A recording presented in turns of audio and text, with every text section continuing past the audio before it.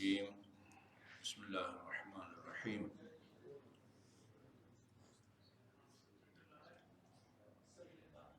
اللہم صلی علی محمد محمد۔ امیر المومنین علیہ الصلوۃ والسلام کے جو آداب بیان کر رہے تھے 400 آداب، ان میں سے ایک ادب یہ ہے جو آج بیان کریں گے، علیکم بالصبر والصلاۃ والتقیہ۔ علیکم کا مطلب ہوتا ہے اس چیز کو اپنے اوپر لازمی قرار دو۔ علیکم یعنی تم اپنے اوپر اس کو لازمی قرار دو۔ 3 چیزوں کا حکم دیا ہے آپ نے، صبر، صلاۃ، تقیہ۔ عجیب ہے، صبر نہج بلاغہ میں ہے۔ صبر جو ہے اس کی کئی قسمیں ہیں۔ مصیبت کے موقع پر صبر ہے۔ قرآن کی سورہ بقرہ کی آیت واقعاً عجیب ہے، وَبَشِّرِ الصَّابِرِينَ الَّذِينَ إِذَا أَصَابَتْهُمْ مُصِيبَةٌ قَالُوا إِنَّا لِلَّهِ وَإِنَّا إِلَيْهِ رَاجِعُونَ أُولَٰئِكَ عَلَيْهِمْ صَلَوَاتٌ مِّن رَّبِّهِمْ وَأُولَٰئِكَ عَلَيْهِمْ صَلَوَاتٌ مِّن رَّبِّهِمْ وَرَحْمَةٌ وَأُولَٰئِكَ هُمُ الْمُهْتَدُونَ۔ وَبَشِّرِ الصَّابِرِينَ، ان صبر کرنے والوں کو بشارت دو کہ الذین اذا اصابتہم مصیبۃ، جب ان پر کوئی مصیبت نازل ہوتی ہے، کسی عزیز کا انتقال ہوتا ہے، تو حرف شکایت زبان پر جاری کرنے کی بجائے یہ اقرار کرتے ہیں، انا للہ و انا الیہ راجعون، انا للہ و انا الیہ راجعون۔ ہمارا حقیقی مالک اللہ ہے، وَإِنَّا إِلَيْهِ رَاجِعُونَ، اور ہم نے لوٹ کے واپس آنا ہے اور اس کی طرف جانا ہے۔ آپ ابھی مختلف سیکٹروں سے تشریف لائے ہیں یا سب سیکٹر، مثلا سرفراز صاحب آئے ہیں G9 سے تشریف لائے ہیں۔ اچھا، یہ اگر مجھے کہے نا آج میرے گھر نیاز ہے، میرے ساتھ چلیں، میں ان کے ساتھ جاؤں گا، تو میرے لیے نہیں کہا جائے گا کہ جو ہے نا یہ واپس جا رہے ہیں، یہ ان کے لیے کہا جائے گا یہ واپس جا رہے ہیں، جدھر سے آئے ہیں ادھر واپس جا رہے ہیں۔ مجھے اگر اپنے ساتھ نیاز کھلانے کے لیے لے جاتے ہیں، میرے لیے نہیں کہا جائے گا، میرے لیے کہا جائے گا جائے گا۔ واپسی کا لفظ صرف ان کے لیے استعمال ہوگا۔ انا للہ، ہم اللہ کے ہیں، ہمارا مالک حقیقی اللہ ہے۔ یہ نہیں فرمایا وَإِنَّا إِلَيْهِ ذَاهِبُونَ، ہم اللہ تعالیٰ کی طرف سے ہیں اور ہم اللہ کی طرف جائیں گے، نہیں، واپس جائیں گے۔ اس کا مطلب ہے کہ جدھر سے آئے ہیں ادھر جائیں گے۔ ہاں، وہ مرحوم نراقی نے ایک شعر لکھا ہے معراج السعادہ کے اندر، من ملک بودمو فردوس برین جایم بود۔ میں ایک ملک تھا، فرشتہ تھا، روح، ہاں، اور فردوس برین جایم بود، میرا ٹھکانہ فردوس برین، آدم آورد و درین خرابہ جایم داد، یہ آدم للہ کے نا اس خرابہ میں مجھے ڈال دیا ہے۔ حافظ شیرازی کا ہے، من ملک بود و فردوس برین جایم بود، یہ بابا آدم نے مجھے اٹھا کے ادھر اس خرابے میں وہ ڈال دیا ہے۔ یعنی موت کے نتیجے میں بندہ صرف جاتا نہیں ہے، جدھر سے آیا ہوا ہوتا ہے وہ ادھر واپس جاتا ہے۔ انا للہ و انا الیہ راجعون۔ جو یہ کہیں اولئک، یعنی اس سے بڑی کسی فضیلت کا تصور نہیں کر سکتے۔ اولئک ایک تو ان اللہ و ملائکتہ یصلون علی النبی، اللہ اور اس کے فرشتے نبی اور اس کی آل پر صلوات بھیجتے ہیں۔ یہ آیت کہتی ہے جس طرح محمد اور آل محمد وہ خدا کی طرف سے صلوات کے مستحق بنتے ہیں، مصیبت کے موقع پر صبر کرنے والا بھی خدا کی طرف سے صلوات کے مستحق بن جاتا ہے۔ قرآن کی آیت ہے نا، کوئی حدیث بھی نہیں ہے جس کے بارے میں سوال پیدا ہو پتہ نہیں یہ اس کا راوی سچ تھا جھوٹ تھا، شیعہ تھا سنی تھا۔ ہمارے علماء کرام سنی راویوں کی روایات لیتے ہیں، تحقیق کے بعد کہ یہ تھا سنی لیکن سچ بولتا تھا۔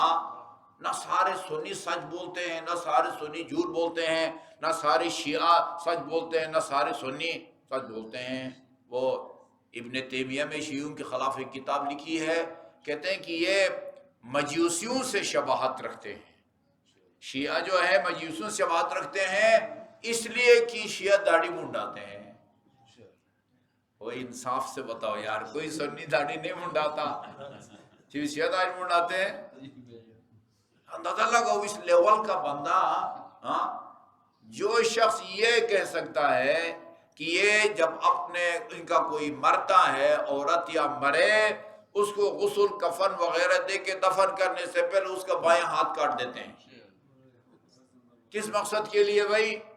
اس لیے کہ قرآن میں ہے کہ او اما من اوتی کتابہ بیمینہ فیقول ہاؤ مقرؤ کتابیہ، روز قیامت جس کو اس کے دائیں ہاتھ میں نیکیوں کی فائل دی جائے گی وہ خوشی سے کہے گا اہل محشر سے ہاؤ مقرؤ کتابیہ، آؤ میری کتاب کو پڑھو۔ وَأَمَّا مَنْ أُوتِيَ كِتَابَهُ بِشِمَالِهِ، جس کو اس کا نامہ اعمال بائیں ہاتھ میں دیا جائے گا وہ کیا کہے گا؟ یا لیتنی لم اوتی کتابیہ، کاش یہ اس طرح رزلٹ جو ہے نا نیٹ پر جو ہے نا وہ جاری نہ کر دیا جاتا۔ یہ کیوں کاٹتے ہیں؟ یہ اس لیے کاٹتے ہیں کہ روز قیامت اس کی برائیوں کی فائل فرشتے اس کو تھمانے آئیں گے، وہ کہے گا پالنے والا وہ میرا کھبا ہاتھ تو ہے ہی نہیں۔ یار تماشا بنایا ہوگا اللہ تعالیٰ۔ یہ لکھا ہے منہاج السنہ، منہاج الکرامہ، علامہ ہلی نے امیر المومنین علیہ السلام کی ولایت اور خلافت پر کتاب لکھی ہے منہاج الکرامہ۔ انہوں نے اپنے خیال میں اس کے رد میں منہاج السنہ لکھی ہے۔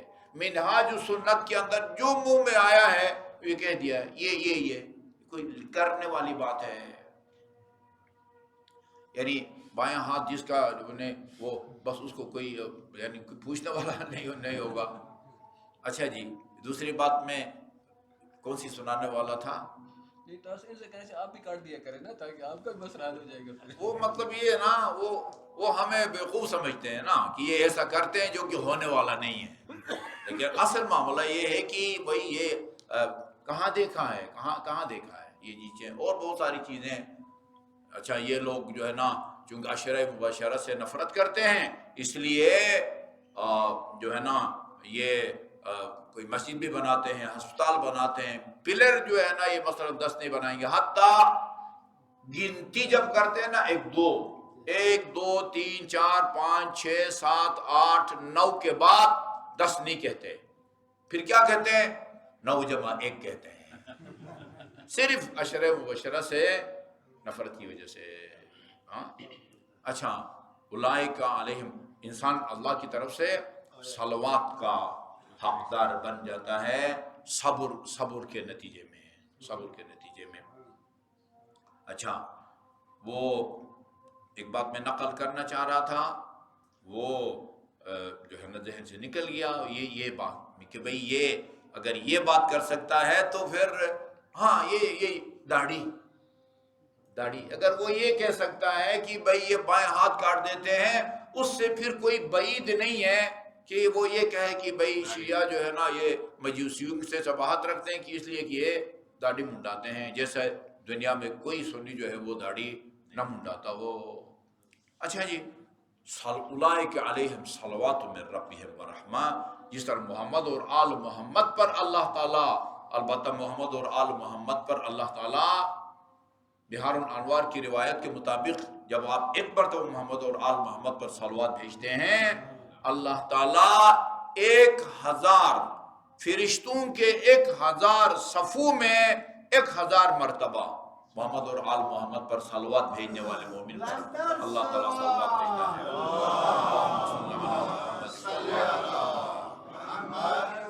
اس سے بڑی فضیلت کا ہم تصور بھی نہیں کر سکتے۔ کل بحریہ میں میں ایک مجلس پڑھنے گیا تھا، کوئی 22 سال کا انتہائی خوبصورت جوان کا انتقال ہوا تھا کینسر کی وجہ سے۔ سید وجیہ الحسن، وجیہ عربی زبان میں وجیہ یعنی حسین چہرے کو بھی کہا جاتا ہے، وجیہ الحسن۔ اللہ تعالیٰ اس کو جنت الفردوس میں جگہ عطا فرمائے۔ وہاں میں نے کہا بھئی یہ اس کے ظاہر ہے بھائی بھی وہاں پر بیٹھے ہوئے تھے، اس کا وہ والد وہ بھی بالکل جوان جو ہے نا، کوئی 45 سال سے زیادہ اس کی عمر نہیں تھی میرے خیال میں۔ تو وہاں میں نے ان کو سنایا اولئک علیہم صلوات من ربہم ورحمہ۔ صبر کا مطلب یہ نہیں ہے کہ بندے کو دکھ نہیں ہوتا، نہیں، دکھ غیر اختیاری چیز ہے، دکھ غیر اختیاری چیز ہے۔ غمگین ہونا، غمزدہ ہونا، محزون ہونا یہ غیر اختیاری چیز ہے۔ جو انسان کے اختیار میں ہے وہ یہ کہ شکوہ گلہ نہ کرے، خدا سے شکوہ گلہ نہ کرے۔ رسول اکرم کے بیٹا ابراہیم کا انتقال ہوتا ہے، جنت البقیع میں وہ دفن ہیں، ان حضرت روئے ہیں۔ لوگوں نے کہا یا رسول اللہ آپ بھی روتے ہیں؟ خدا صبر کرنے والوں کی یہ فضیلت ہے وہ فضیلت ہے۔ فرمایا کہ یہ دیکھو میں بشر ہوں، ٹھیک ہے، یہ بیٹے کی فراق پر غم کی وجہ سے آنسوں کا آنا یہ ایک فطری بات ہے، یہ کوئی صبر کے منافی نہیں ہے۔ رونا یہ صبر کے منافی نہیں ہے، بلکہ البتہ لا نقول ما یسخط الرب، ایسے موقع پر ہم اپنی زبان سے ایسی بات نہیں کرتے جو اللہ تعالیٰ کی ناراضگی کا باعث بنے۔ شکوہ گیلا نہ کرو، یہ کیا ظلم ہو گیا، اکلوتا بیٹا بھی تھا، اس کو بھی تو نے مجھ سے جو ہے نا وہ چھین لیا ہے، یہ باتیں خدا کو پسند نہیں ہے۔ رونا انسانی فطرت میں شامل ہے، ٹھیک ہے جی، غم دفاعی، غم کا بوجھ وہ ہلکا ہو جاتا ہے۔ علیکم بالصبر۔ اچھا، امیر نے فرمایا ہے یعنی مصیبت کے موقع پر صبر، یعنی اسی طرح اللہ کی اطاعت کے موقع پر صبر، یہ بھی صبر آزما کام ہے۔ یہ اللہ تعالیٰ کی اطاعت کرتے ہیں آپ، 16-17 گھنٹے بھوکا اور پیاسا رہتا ہے آدمی، صبر چاہیے اس کے لیے۔ اللہ کی معصیت سے بچنے کے لیے صبر، یہ سارے جو ہے نا وہ صبر کی قسمیں ہیں۔ علیکم بالصبر والصلاۃ، نماز کے بارے میں فرمایا، نماز کے بارے میں کتنی دفعہ فرمایا ہے نماز کے اندر، خصوصاً یہ اکثر میں سناتا رہتا ہوں نہج البلاغہ کا وہ خطبہ نمبر 197 جس میں فرمایا تعہدوا امر الصلاۃ، اس کے اندر یہ جملہ ہے امیر المومنین کا، اما سمعتم جواب اہل جہنم، تم نے قرآن میں جہنمیوں کا، دوزخیوں کا وہ جواب نہیں سنا؟ حین سئلوا، وہ جب ان سے پوچھا جائے گا ما سلککم فی سقر، تمہیں کس جرم میں جہنم میں ڈال دیا گیا ہے، وہ جواب میں کہیں گے قالوا لم نک من المصلین۔ اس قرآنی آیت کو اپنے خطبے میں شامل کیا ہے۔ اچھا جی، قرآنی آیت کو بھی اپنے خطبے میں شامل کیا ہے اور رسول خدا کے فرمان کو بھی اپنے خطبے میں شامل کیا ہے۔ یہ عجیب بات ہے، یہ ایک قرآنی آیت کو شامل کیا ہے، فرمایا خدا قرآن میں فرماتا ہے جہنمیوں سے پوچھا جائے گا کس جرم میں تمہیں جہنم میں ڈال دیا گیا ہے، وہ کہیں گے ہم نماز نہیں پڑھتے تھے، ہم تارک الصلاۃ تھے، اسے جہنم میں آنا پڑ گیا ہے۔ اور رسول خدا کی حدیث کو بھی شامل کیا ہے اور فرمایا وَلَقَدْ شَبَّهَا رسول اللہ، رسول خدا نے فرمایا ہے کہ جو نماز ہے نا وہ اس گرم چشمے کے مانند ہے جو تم میں سے کسی کے گھر کے دروازے پر پھوٹتا ہو، یغتسل کل یوم 5 مرات، اور وہ گھر کا مالک بلا ناغت دن میں 5 مرتبہ اس سے نہاتا ہو۔ فما عسى ان يبقى عليه شيء من الدرن، جو دن میں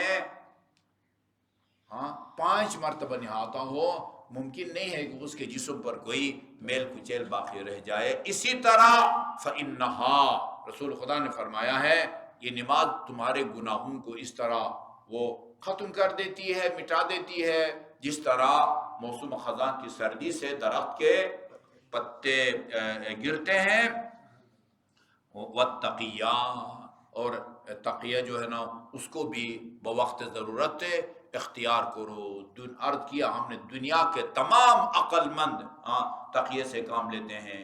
یہ تقیہ کی وجہ سے جو ہمیں تانے دیتے ہیں وہ بھی اپنی زندگی میں جو ہے وہ تقیہ کرتے ہیں۔ اور ہم نے بتایا آپ کو کہ سورہ نحل کی آیت نمبر 106 سے بھی تقیہ ثابت ہوتا ہے، جو کہ جناب عمار یاسر کی ایمان لانے کے بعد تشدد کی وجہ سے ان کو کفر آمیز جملے کہنے پڑے اور روتا ہوا رسول خدا کے پاس آیا تھا۔ آپ نے فرمایا کیا کیا ہے تم نے؟ کہا یا رسول اللہ بہت برا کام مجھ سے سرزد ہو گیا ہے، یعنی اتنا تشدد کیا انہوں نے کہ میرے منہ سے کفریہ الفاظ جو ہے میں نکالنے پڑ گئے مجھے، تب انہوں نے میری جان چھوڑی ہے۔ فرمایا اچھا کیا تم نے، یہ جملہ موجود ہے اہل سنت کی کتابوں میں موجود ہے، فَإِنْ عَادُوا فَعُدْ، دوبارہ اگر وہ یہ کام کریں تو بھی اس طرح یعنی کفریہ الفاظ ادا کر کے اپنی جان بچا۔ اسی طرح سورہ آل عمران کی 28 کی آیت میں بھی یہ لفظ تقات موجود ہے، تو اس میں کوئی مسئلہ نہیں ہے۔ جہاں ضرورت پڑے جان بچانے کے لیے، مالی نقصان سے بچنے کے لیے، عزت و ناموس کو بچانے کے لیے تقیہ کو اپناؤ۔ اور امام جعفر صادق نے فرمایا التقیۃ الدینی و دین آبائی، البتہ بعض مقامات ایسے ہیں کہ جہاں پر تقیہ کی کوئی گنجائش نہیں ہوتی ہے، ہر جگہ تقیہ جائز نہیں ہے، ان موارد کو تفصیل ہم بیان کریں گے انشاءاللہ۔ والتقیہ، ابھی آپ نے ان 3 چیزوں کا ذکر کیا ہے، صبر، نماز اور تقیہ۔ وصلی اللہ علی محمد وآلہ طیبین الطاہرین، اللہم صلی علی محمد وآل محمد۔